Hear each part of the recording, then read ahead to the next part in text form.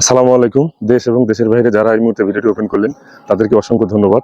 আমরা ব্রাক থেকে AI training এর জন্য মানে ডিএলএসএ ট্রেনিং এর জন্য আমরা সাভার দুধ খামারে এসেছি। এখানে শাহিওয়াল ফ্রিজিয়ানের ক্রস কিছু গাভী আপনাদের দেখাবো।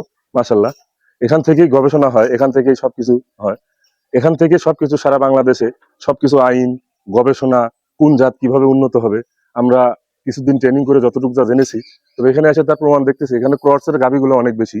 ক্রসটাই আসলে আমাদের বাংলাদেশের আবহাওয়ার জন্য অনেক ভালো। ক্রসের গাভীগুলো অনেক ভালো, এই কারণেই আমাদের হলো সবচেয়ে বেশি প্রয়োজন ক্রসের সিমেন্ট গুলা বেশি ব্যবহার করা। এখানে শেড গুলা কত সুন্দর ভাবে, পানির পানির পাত্রগুলো টোটালি সমতল, সবাই একসাথে একসাথে পানি পান করবে, একসাথে খাবার খাবে, একসাথে সবকিছু করবে। অনেক ভালো লাগলো এবং এখানে আসলে কিছু শিখতে পারলাম আমরা, এটাই হলো আমাদের জন্য সবচেয়ে বড় পাওয়া।